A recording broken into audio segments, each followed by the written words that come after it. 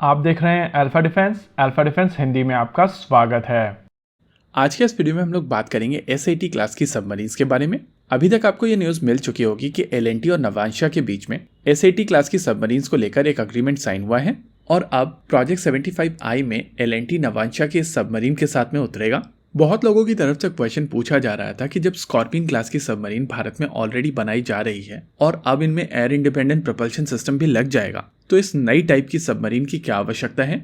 लगभग 3 साल पहले हम लोगों ने एक वीडियो किया था जहां पर एसएटी क्लास को हम लोगों ने काफी डिटेल में एक्सप्लेन किया था और आज भी वो वीडियो उतना ही वैलिड है।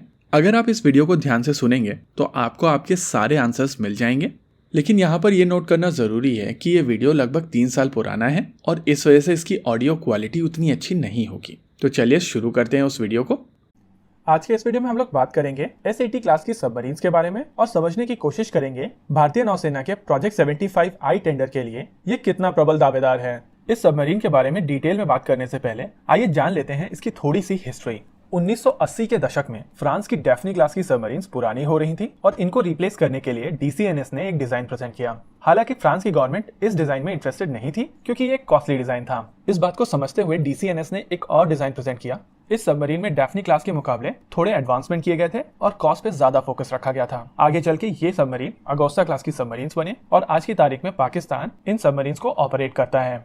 वहीं दूसरी ओर स्पेन को भी अपनी डेफ्नी क्लास की सबमरीन्स रिप्लेस करनी थी और स्पेन में जो डिजाइन बनी थी वो कुछ हद तक डीसीएनएस की पहली डिजाइन की ही तरह थी, जिसको फ्रांस की गवर्नमेंट ने कॉस्टली बोलकर साइडलाइन कर दिया था। नवांशा और डीसीएनएस ने साथ में मिलकर कोलैबोरेट किया और एक्सपोर्ट मार्केट में ये सबमरीन स्कॉर्पियन नाम से आई। पहली स्कॉर्पियन सबमरीन चिली को बेची गई और भारत के प्रोजेक्ट 75 में भी इसी सबमरीन का प्रयोग किया गया। कलवरी क्लास की सबमरीन स्कॉर्पियन क्लास सबमरीन्स हैं। लेकिन स्कॉर्पियन सबमरीन्स के आते आते स्पेनिश नेवी का माइंडसेट चेंज हो गया था और अब स्पेनिश नेवी चाहती थी एक बड़ी सबमरीन जिसमें ज्यादा फायर पावर हो, ज्यादा एंड्योरेंस हो और ज्यादा पावर प्रोजेक्शन की क्षमता हो। और इस रिक्वायरमेंट के लिए जो नया डिजाइन आया था उसे बोला जाता है एसएटी क्लास ऑफ सबमरीन। और आज की तारीख में ये सबमरीन भारतीय नौसेना को प्रेजेंट की गई है प्रोजेक्ट 75I के तहत। आमतौर पर diesel electric submarines Hunter killer के नाम से जानी जाती हैं और इस प्रकार की सबमरीन्स लिटोरल्स में काफी इफेक्टिव होती हैं। इन सबमरीन्स में एक कन्वेंशनल डीजल इंजन होता है। आजकल की मॉडर्न जनरेशन सबमरीन्स में एक हाई एफिशिएंसी वाला डीजल इंजन लगाया जाता है। एसएटी क्लास की सबमरीन में 3 बायो इथेनॉल इंजन्स लगाए गए हैं और ये तीनों बायो इथेनॉल इंजन्स 12,000 किलोवाट का पावर जनरेट कर सकते हैं।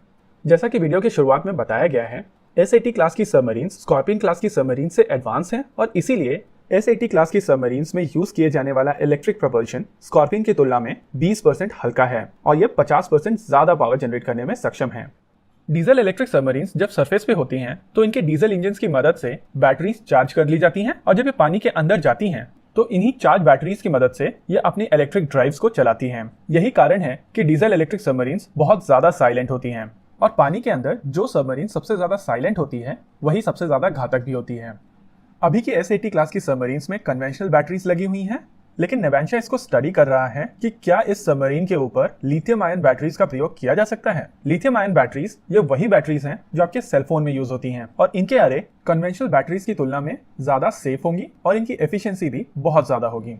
सबमरीन की बैटरी एक फिक्स समय तक ही इसको पावर दे सकती है और उसके बाद सबमरीन को सरफेस पे आना पड़ता है अपनी बैटरीज को चार्ज करने के लिए।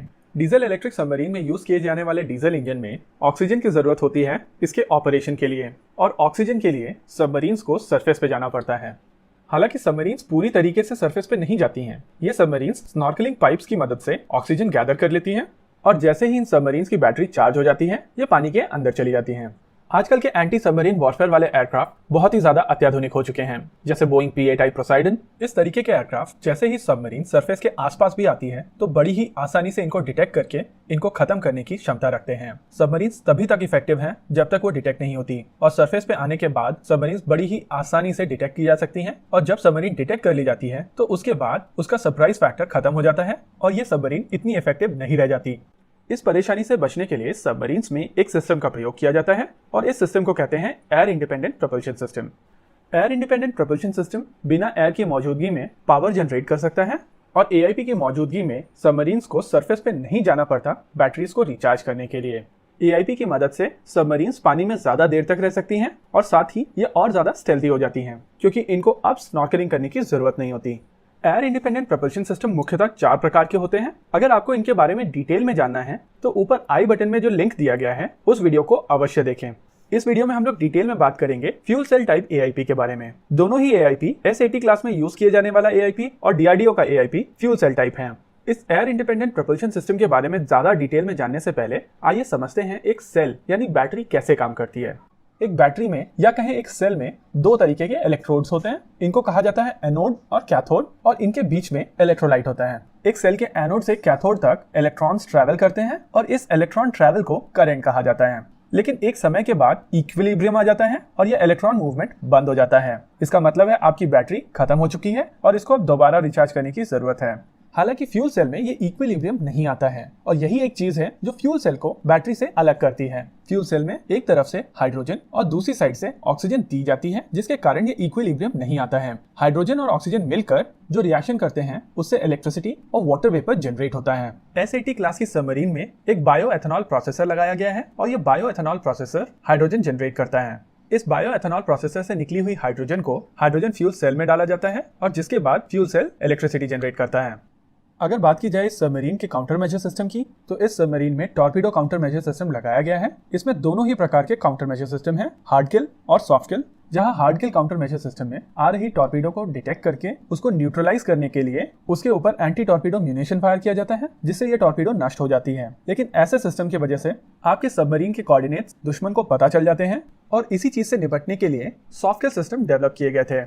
सॉफ्ट किल सिस्टम्स में सबमरीन जैसे ही एक आ रही टॉर्पीडो को डिटेक्ट करती है वैसे ही एक डिकॉय फायर करती है। ये डिकॉय आ रही टॉर्पीडो को अपनी लाइब्रेरी से मैच करता है और उसको आइडेंटिफाई करता है। आइडेंटिफाई करने के बाद में ये डिकॉय टॉर्पीडो को एक सिग्नेचर भेजता है, जिससे टॉर्पीडो को लगता है कि वो डिकॉय नहीं सबमरीन है। इसी बीच सबमरीन एक दूसरा डिकॉय छोड़ती है और उसके बाद मनूवर करके वहां से निकल जाती है। आ रही टॉर्पीडो इन दोनों डिकॉय के बीच में घूमती रहती है जब तक ये टॉर्पीडो अपनी पूरी एनर्जी वेस्ट नहीं कर लेती।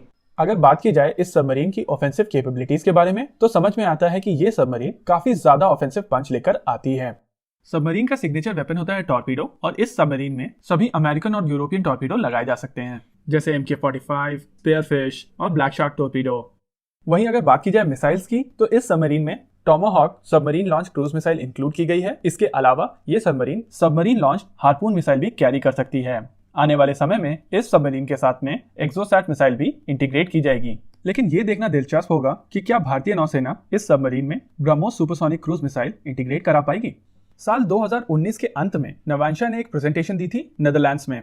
इस प्रेजेंटेशन के दौरान नवांशा ने बताया था कि आने वाले समय में इस सबमरीन के साथ में एक टूल बॉक्स ऐड किया जाएगा और ये टूल बॉक्स इस सबमरीन को बहुत ही ज्यादा वर्सेटाइल और घातक बना देगा। ये सबमरीन इस टूल बॉक्स में एक यूएवी ले जा सकेगी, यानी कि एक ड्रोन जिसको सबमरीन से लॉन्च किया जा सकेगा। ये रिकॉनेसेंस में इस सबमरीन को बहुत ज्यादा मदद करेगा। इस टूल बॉक्स को मिशन के अनुसार एडजस्ट किया जा सकेगा। यूएवी के अलावा ये tool box under water drones भी ले जाने में सक्षम होगा। एस-80 क्लास की सबमरीन्स एक प्रोग्रेसिव टाइप डिजाइन है, यानी कि पिछली डिजाइन से अगली डिजाइन थोड़ी ज्यादा एडवांस होती है, लेकिन इसके साथ ही इसमें बहुत सारे रिस्क भी हैं। एस-80 क्लास की डिजाइन एक ट्रबल डिजाइन है और रिपीटेड डिलेज के बाद में अब ये सबमरीन्स जाके तैयार हुई हैं। ये देखना बेहद दिलचस्प होगा इस सबमरीन की ट्रबल हिस्ट्री के बावजूद क्या भारतीय नौसेना इस तरीके की सबमरीन में इंटरेस्टेड होंगी।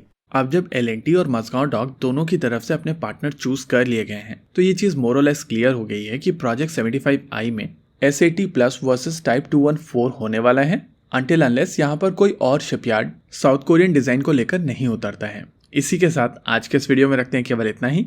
वीडियो को अंत तक देखने के लिए धन्यवाद। देखते रहिए अल्फा डिफेंस। जय हिंद।